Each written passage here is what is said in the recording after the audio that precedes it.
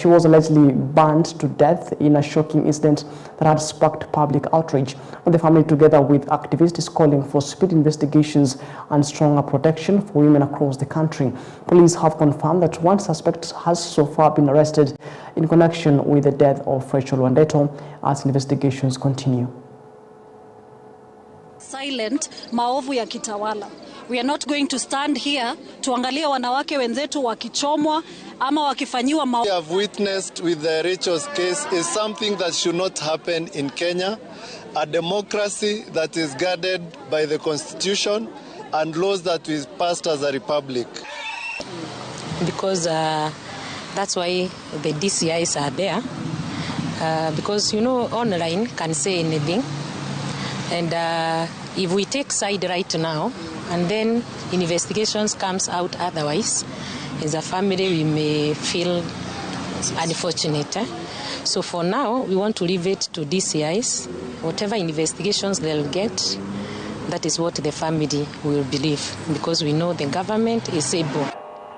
Now, the Law Society of Kenya, that is LSK, is taking legal action to challenge the high cost of fuel in the country. And according to LSK, the new fuel prices will negatively affect Kenyans and harm the national economy.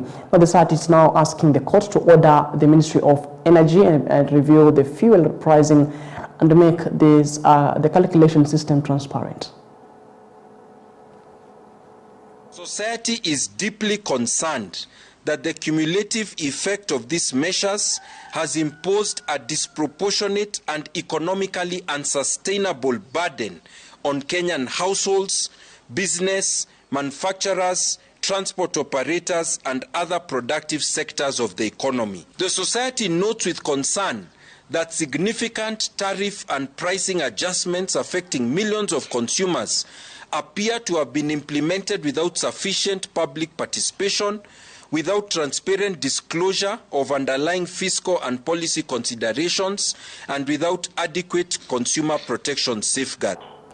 Now, nominated Senator Karen Nyamu has urged President William Ruto to find an urgent solution to ensure fuel prices in the country calm down. Speaking in Nairobi, Nyamu said that Kenyans are already struggling with the high cost of living, and the increase in fuel prices will further burden citizens. She said that the rise in petrol and diesel prices has contributed to higher transport costs and the price of essential goods, making life more difficult for many families.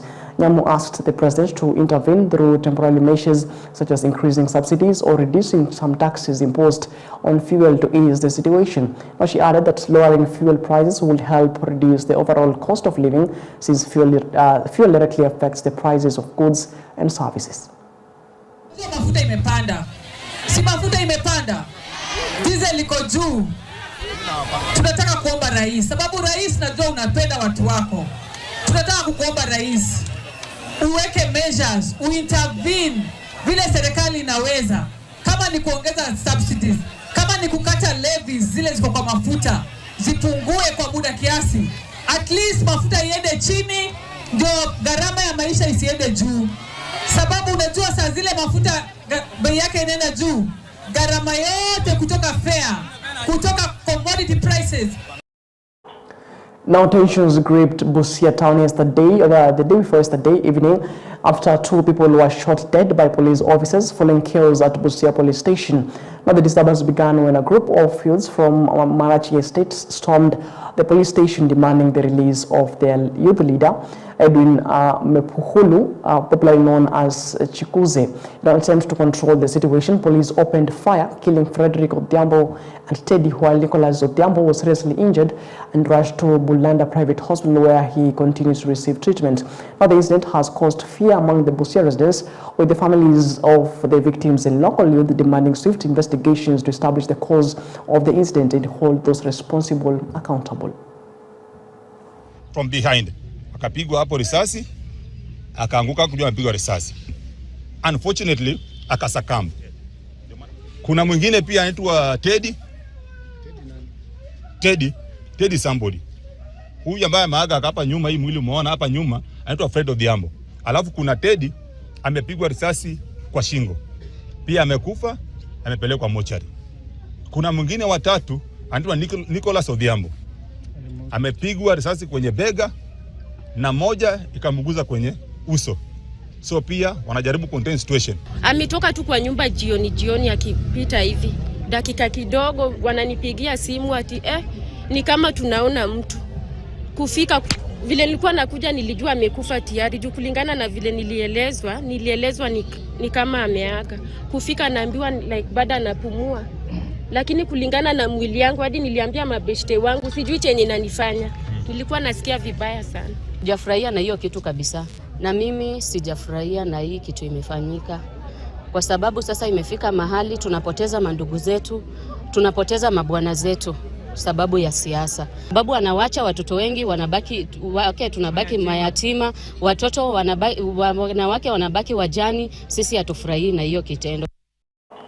Now let's talk matters politics. In Jubilee Party Deputy Leader Fred Matiang'i has called on Kenyans to strongly reject the 2026 finance bill, saying it will increase the cost of living for workers and ordinary citizens. Speaking during a meeting with Jubilee Party members, Matiang'i said that the high cost of living has already become too difficult for many Kenyans due to increased taxes and other deductions that continue to burden workers. Matiang'i also criticized the government over what he describes as poor economic management and failure to handle financial matters with transparency and accountability. Mjadala. Lakini sisi kama chama cha Jubilee ndio wa kwanza kusema tunajiunga na Wakenya wengine kukataa finance bill 2026, reject finance bill 2026. Ukiangalia yale ambayo yako kwa hiyo finance bill, unashangaa tutaishi wapi na tutaenda wapi. The cost of living is already unbearable for many Kenyan workers, wafanyakazi wa Kenya saa hii. Sijui kama kuna mfanyakazi Kenya hii ambaye anatarajia ama anatasamia kupata payslip. Maisha ya kufanya kazi nchi sasa imekuwa kama ni utumwa. It's slavery. And Kenyan workers are paying every day over taxation. Na ukweli kwamba hii serikali imetoka kwa mpango wa IMF program. Why did they get out of the IMF program? Kwa sababu wamekataa audit. IMF inauliza audit. Na mnajua kwa nini wanakataa audit. Sisi zote tunajua kwa nini wanakataa audit. Because they have refused to accept that audit, they have gotten out of the IMF program. Sasa they are trying to look for money to plug the holes through overtaxation. That is the truth. Tuambiana ukweli na tuambie wananchi ukweli yale ambayo yanafanyika. So whether you bribe leaders of the transport sector for a day or two to get out of the street, whether you intimidate them or whatever you do, the problem does not go away. And this is the same short-termism, short-sighted way of managing the country that these people have adopted. There's a problem, throw money at it, bribe some people, or alternatively intimidate them or abduct them, or alternatively say ni kabila. Now, still in matters politics, allies of former Deputy President Rigathi Gachagua has strongly criticized Interior Cabinet Secretary, that is Kipchumba Murkomen, over alleged tribunal remarks following protest against the high fuel prices.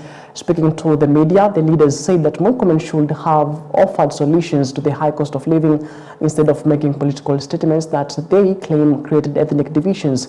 Now, the leaders also alleged that the government is funding and using goons to infiltrate peaceful protest, cause destruction of property, and later use the chaos to justify crackdown on government opponents. This government is sponsoring, funding, and deploying criminal goons to infiltrate legitimate protests, cause destruction, and weaponize that destruction to criminalize and profile communities that dare to oppose it. CS Murkomen took to the podium. A grieving nation waited for leadership, accountability, and a solution. What it received was a political lecture. CS Murkomen arrogantly asked why transport operators understood President Uhuru Kenyatta during previous fuel price increase, but he chose to protest under President Ruto. He declared there was a certain level of profiling against the president, projecting onto our community the very sin his ministry commits against us daily. This is not leadership. This is a cabinet secretary abandoning his constitutional duty to weaponize a national crisis for political ends. It is a disgrace to the office that he holds. Ni makosa makubwa kwa waziri huyo na kutofahamu na kuoneshana ujeuri sana kwa Wakenya kwamba unaweza kusema ni kabila fulani ndio inachochea mambo ya mafuta, na mnasema kwamba bei ya mafuta imeharibika kwa nchi za nje. Kama imeharibika kwa nchi za nje, kwa nini ulaumu kabila fulani? Tumekuwa na strike za matatu tangu enzi ya President Moi. Hata wakati wa Kibaki kulikuwa na strike, ile ilikuwa saa ile Michuki aliyeondolea zile, aliweka rules, the Michuki rules, and we never had such statement zikitolewa na waziri wa interior. So he must take responsibility. We are asking a big question. Should this country get to this level so that the government... Now, women leaders from ODM in Homa Bay County have strongly criticized here Governor James Orengo over what they described as disrespectful remarks against Homa Bay Governor Gladys Wanga. Speaking during a press briefing, the leaders said that the remarks were disrespectful to a leader elected by the people, of who also serves as ODM National Chairperson. But they urged Orengo to respect fellow leaders and focus on serving the people of Siaya instead of interfering with Homa Bay politics. The women insisted that they will continue supporting Wanga and defending the dignity of women in leadership.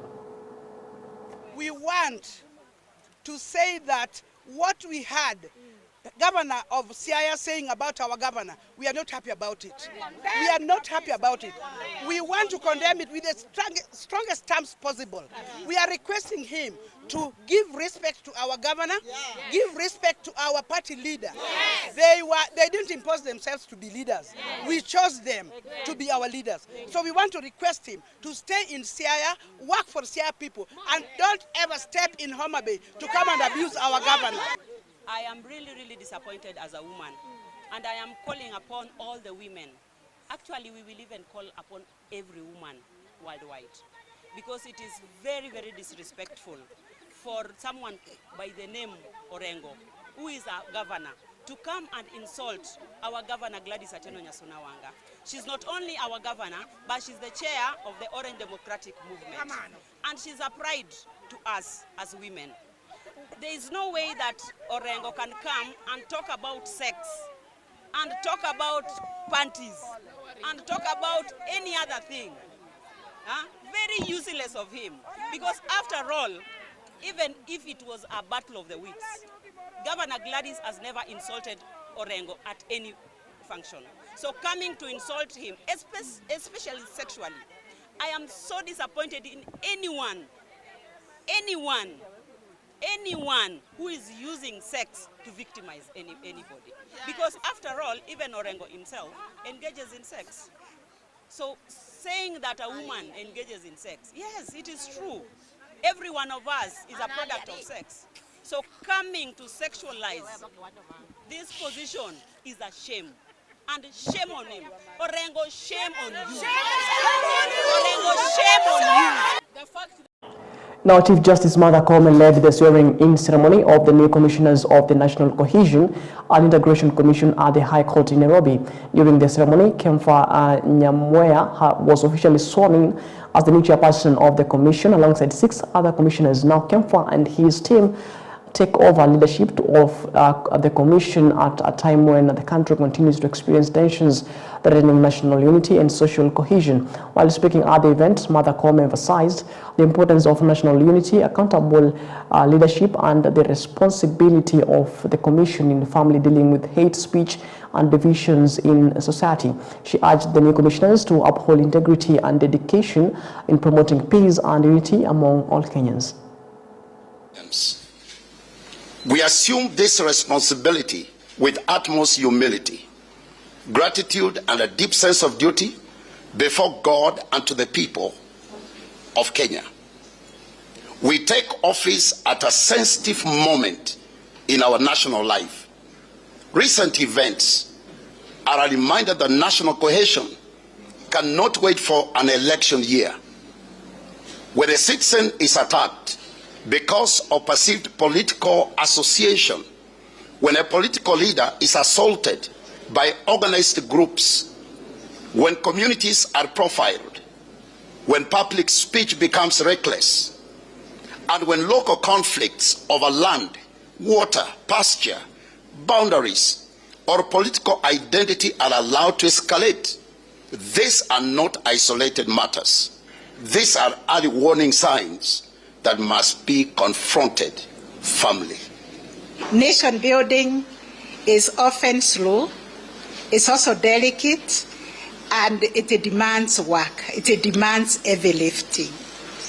But it is necessary work that we must all do because, as you said, we have been given this public responsibility to discharge. So the strength of our democracy, which is a multi-party democracy, ultimately depends on whether every Kenyan will feel seen, will feel respected, will feel included, and will feel protected by our constitution and our laws and institutions, and they will feel safe. Now, grief has engulfed Kahawa Lumukile village in Tongaren constituency after a 20-year-old man died after being hit by a tree he was cutting the day before yesterday. But now the deceased, identified as Robert Simiu Lianya, died on the spot in the incident, in the tragic accident. Now his body was removed by police officers from Mbakalo police station and taken to Naitiri sub-county hospital Macharia for further examination. And according to his family, Robert was a hardworking and disciplined young man who was earning a living through honest work. Residents described him as respectful and peaceful in the community. Community leaders have urged members of the public, especially youths involved in tree cutting activities, to observe high safety standards and avoid similar tragedies. Poteza mtoto mzuri. Hata leo asubuhi tumekuwa na Robert, tukakunywa na yeye chai. Akasema leo siendi kazi. Nikasema kama umekataa kwenda kazi, kaa tu Robert. Nikamwambia ndo niletee chakula ya ng'ombe. Akasema kuhu niliuza chakula hakuna. Kweli Robert amekuwa mtoto mzuri, hachakuwa mtoto mtukutu kwa kijiji. Alikuwa anajitafutia ndiposa anapata sabuni. Mungu wa amani aweke roho ya Robert mahali pema pa watakatifu. Miti ya kienyeji wazee wa zamani walikuwa wanaiambia maneno fulani wakipanda. Sasa si vyema kukatakata miti ya kienyeji ovyo. Hii ni kifo ambayo imekuja kwa ghafla, kwa hivyo tusiweze kulaumiana kwamba ingekuwa hivi, hapana.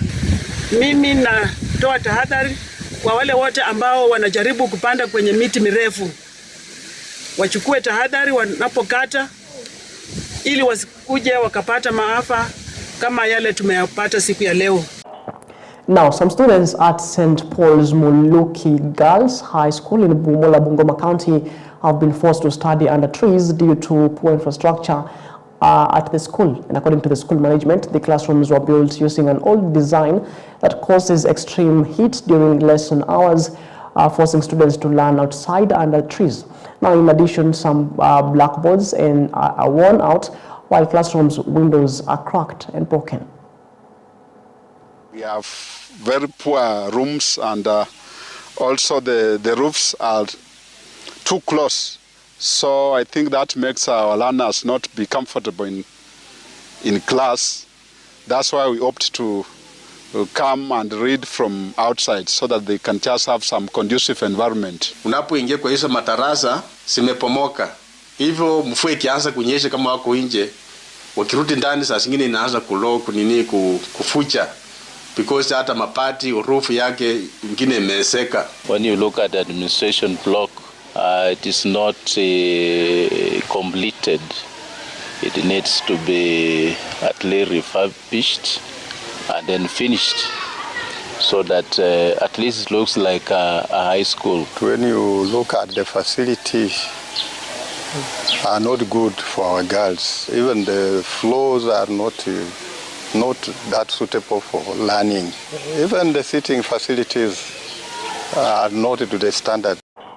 Leaders from Molo have condemned the destruction of property at Molo Technical Training Institute following demonstrations that caused losses estimated at more than 3 million Kenya shillings. Molo Ward representative, that is Joseph Ngware, strongly criticized the act of destroying public institutions, warning that such actions disrupt learning and delay development in the area. Now, the head of institution, Coach Nicholas, accused some demonstrators of targeting county government equipment and other public property during the protest. Kama ingekuwa ni maandamano, hatungepata mambo kama hii yenye imefanyika hapa Polytechnic na sehemu zingine za hapa Molo. Ningependa nichukue nafasi hii niseme watu wa Molo wanakuanga ni watu watulivu sana. Na hata jenzi wa Molo ni watu ambao wanakuwa na akili mingi. Lakini jana kuna mambo ambayo ilifanyika. Tukaona kulikuwa na destruction kubwa sana ambayo ilifanyika. Hapa Polytechnic waliweza kufanya destruction kubwa. Hapa town waliweza kufanya destruction kubwa katika zile projects zote ambazo zinafanywa na county government ya Nakuru.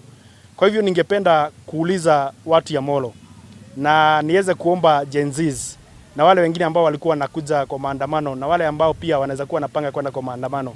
Niwaambie kufanya maandamano si kumaliza mali yenu. Wakati mnafanya maandamano mnamaliza mali ya town yenu, ni town yenu itakuwa inaenda chini. So tunaomba sana. Tunaomba watu wa Molo na kwamba tuimize amani. Wakati tunafanya demonstration tuimize amani sababu hapa shule tuko na courses tofauti sana ambazo inasaidia vijana wetu hapa kwa community ama hapa kwetu Molo. Inasaidia vijana kupata skills ili waweze kujitegemea, na ni muhimu kwamba tuseme kwamba zile courses ambazo ziko hapa inasaidia future ya watoto wetu, ile maisha yao ya baadaye ndio inatunzwa hapa. So ni jukumu ya community ama watu wa Molo tuitunze shule sababu hapa iko na future ya wana. Aden Mohamed has officially been sworn in as the new Commissioner General of the Kenya Revenue Authority, taking over from Humphrey Watanga, who left office in April. Now, the swearing-in ceremony was held at the High Court in Nairobi and was presided over by Chief Justice Martha Koome. Speaking after taking oath of office, Aden Mohamed promised to improve efficiency, transparency, and innovation in tax administration in the country. He said that his leadership will focus on expanding the taxpayers' base, sealing revenue leakages, and strengthening compliance with the tax laws in order to boost national revenue collection.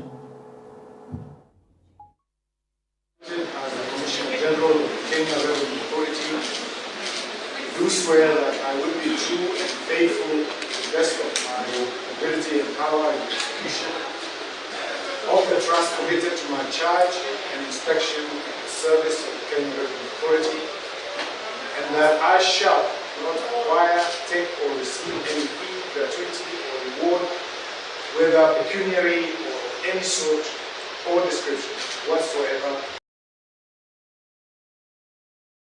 Well, it is exactly 33 minutes past the top of the hour. That particular story takes us on a fast breather here on Morning Live. We'll be back in just a bit to tell you what exactly the newspapers are saying. Don't go too far.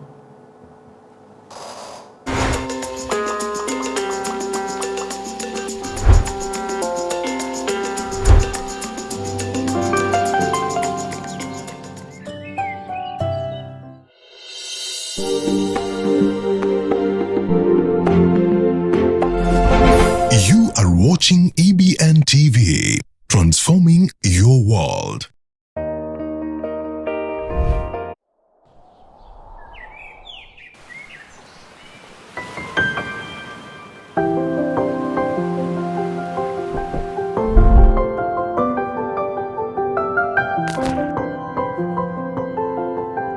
Here unfolds the pillars, a single man platform designed to allow her heal, be encouraged, and be transformed for the kingdom of God.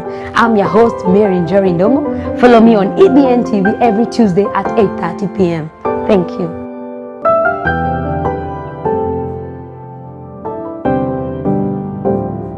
Price of super petrol remained unchanged at 214, but the 190 something.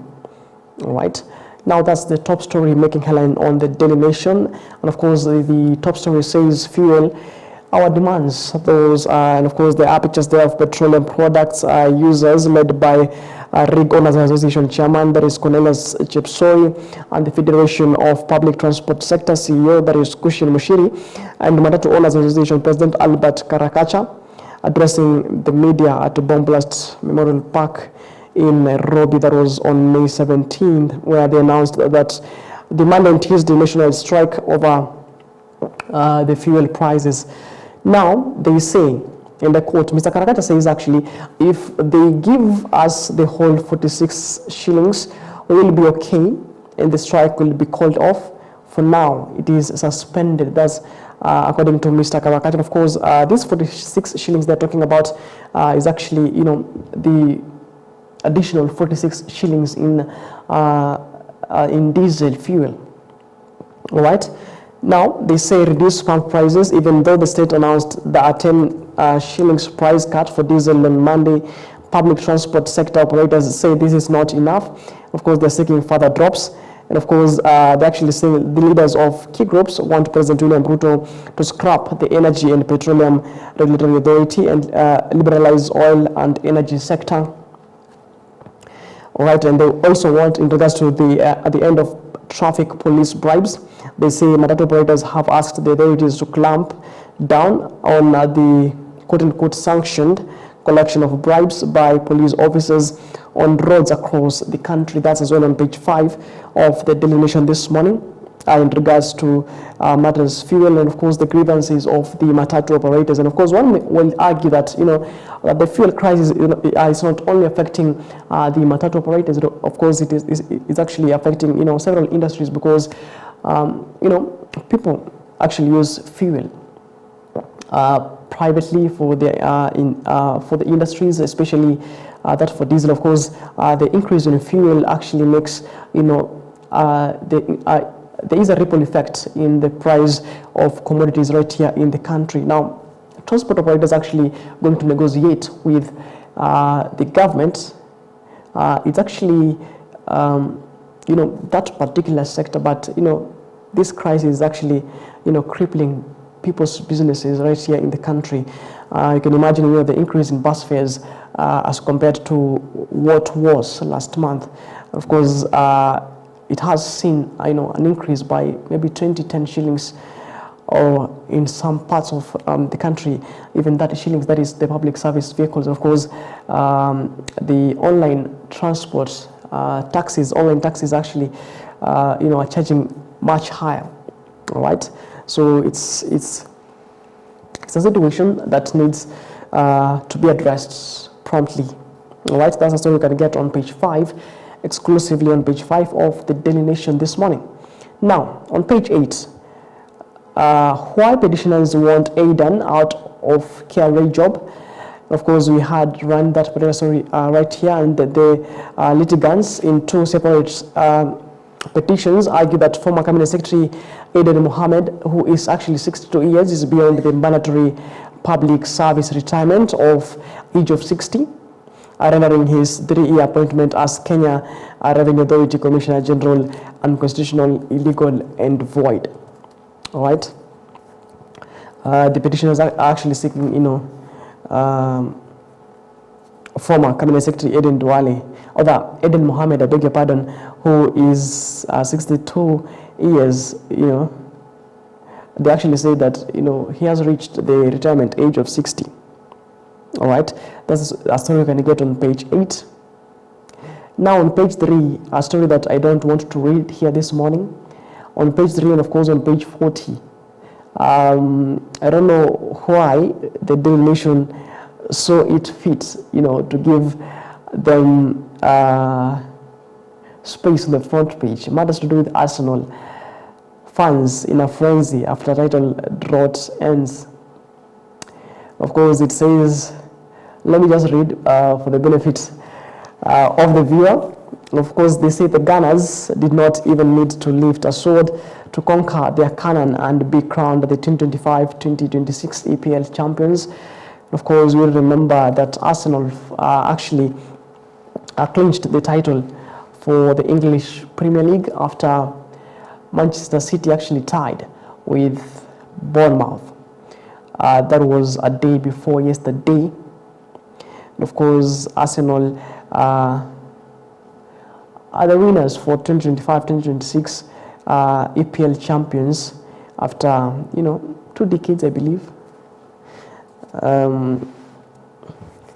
Let's leave it at that. I know. Actually, I've heard someone when I was coming to work this morning. I've heard someone say that Arsenal were paying security. I don't know what the person actually meant by that, but we've seen celebrations even here in the country. Arsenal fans, especially that night when Manchester City actually drew with Bournemouth, we actually saw celebrations across several towns here in Kenya, and of course in town. As you crisscross, you might see a number of people actually wearing Arsenal jerseys. And of course, who knows until when, they will go to, they'll be going to wear those jerseys, all right? Emmanuel Ndeti, who's actually an Arsenal diehard. You can imagine what he has to say in regards to Arsenal's victory. All right, moving on to other stories making headlines right here on the Daily Nation this morning.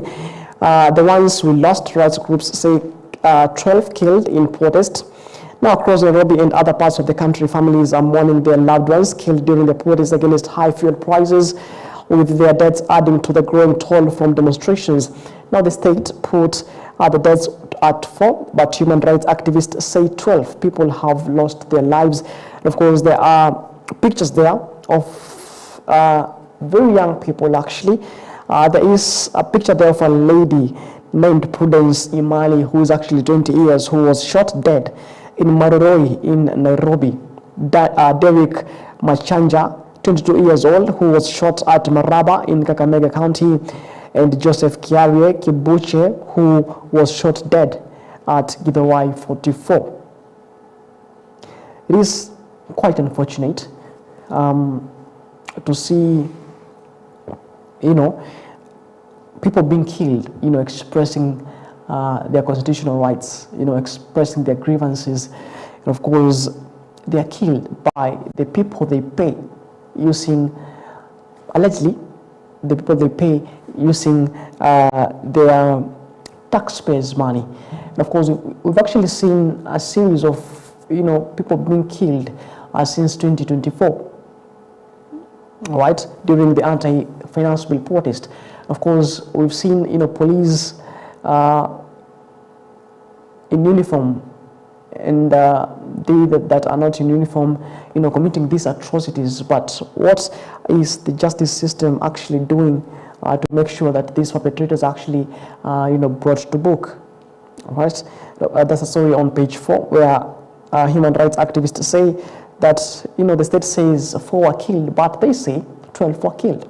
That's a story you can get on page 4 of the Daily Nation newspaper. Now let's take a look at what's making headlines on the Standard newspaper this morning. And of course, before we do that, I actually saw a story right here to do with matters education. Let's take a look at that quick fast, where TSC's 2.2 billion budget hole set to hit teachers in acting roles hard, and where thousands of teachers servicing in acting capacities as principals, head teachers and deputy administrators may have to continue working without additional pay after the Teacher Service Commission, that is TSC, revealed that 2.2 billion Kenya shillings required to cover acting allowances had not been allocated in the proposed 2026-2027 budget. Now, during the deliberations on 2026-2027 financial year, estimates of revenue and expenditure in presentation of the National Assembly Departmental Committee on Education, TSC, highlighted the unpaid acting allowances as one of the most significant budget shortfalls. The Commission warned that this could disrupt operations and further impact teachers' welfare. That's on page 2. As far as education is concerned, KU's acting Vice Chancellor emerges top candidate in race to higher universities' new boss. Sorry, you can as well get on page 2 of the Daily Nation. Now, let's take a look on what's making headline on the Standard newspaper this morning. As they dub the bold newspaper. All right. Now, there is a picture there of the incumbent deputy president, that is Kithure Kindiki, professor. Now, in the middle of a paralysis, fuel crisis, deputy President Kithure Kindiki cut the image of a man watching events from the political sidelines rather than acting head of state. As President William Ruto traveled through Azerbaijan and Kazakhstan, Kenya appeared to be running on autopilot. All right. While cabinet secretaries and even the bloggers Dennis Itumbi took charge of crisis meetings in Nairobi, Kindiki was inspecting roads in Tharaka Nithi. The DP's glaring absence has now raised questions over whether he is being deliberately locked out of the center of power, or whether he, quote-unquote, melted when the heat of national decision making became too intense. And of course, it is stipulated in the Constitution among the duties of a sitting deputy president. It is actually clear, and of course it says the deputy president of the republic at that particular time will do, or that will be, the acting head of state in circumstances where the head of state is not in the country. And of course, as the Standards puts it this morning, they actually say, as President William Ruto, traveled to Azerbaijan and Kazakhstan, Kenya appeared to be running on autopilot. Of course, we have had little of Professor Kithure Kindiki in regards to the fuel crisis here in the country. And of course, we've actually, not heard from him in regards to the fuel prices in the country. And of course, Standard says that, when meetings were being held and consultations, Kindiki was actually, inspecting roads in Tharaka Nithi. All right, let's take a look at that story on page 4 of the Standard newspaper this morning.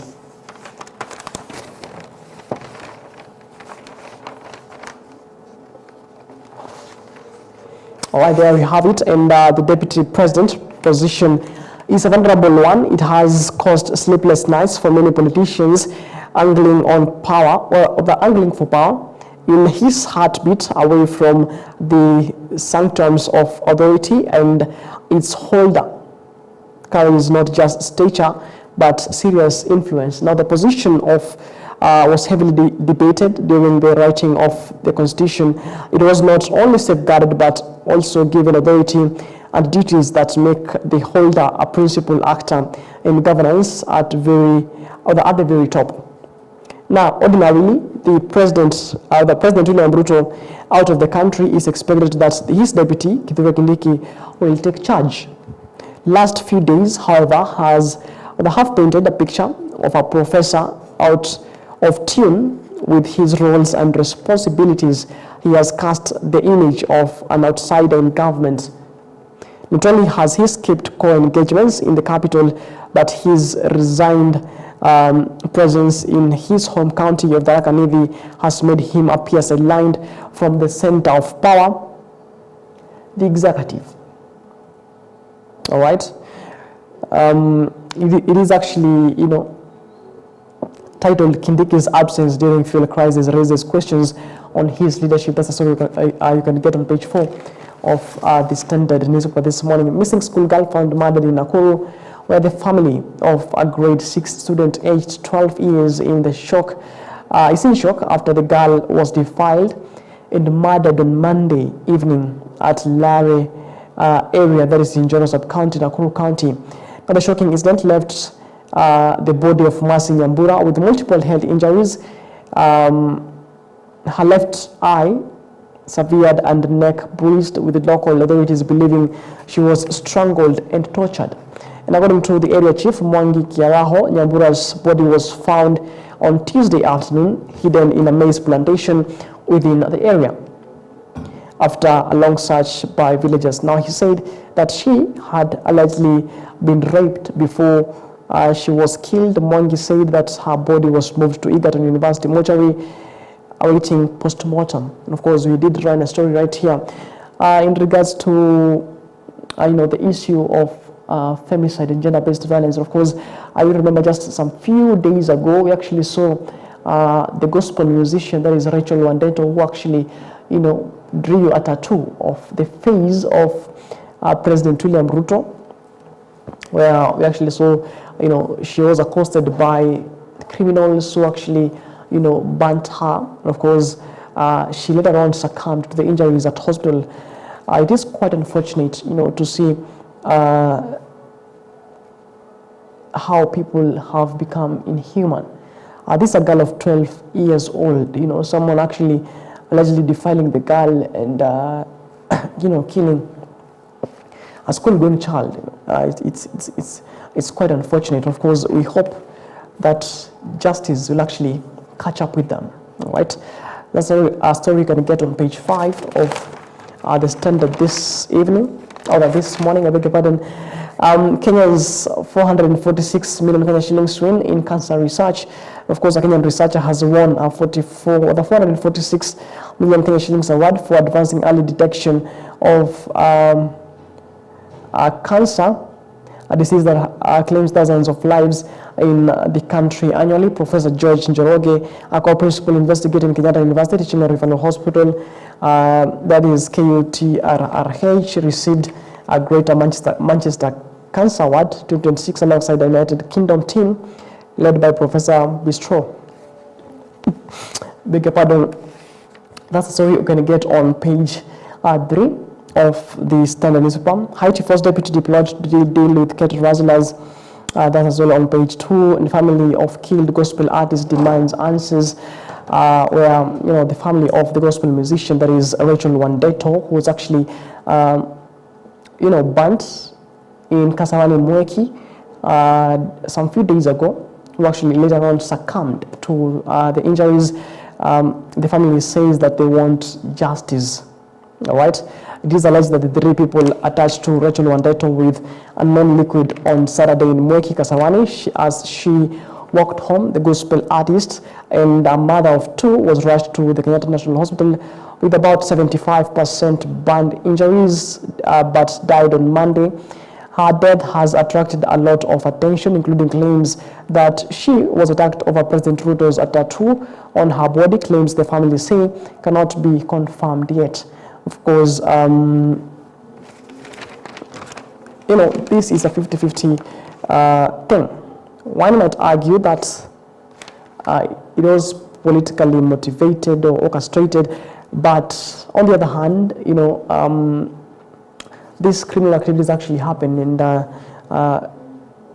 this might actually, might have been a robbery, gone wrong. So people argue it is politically motivated. Maybe,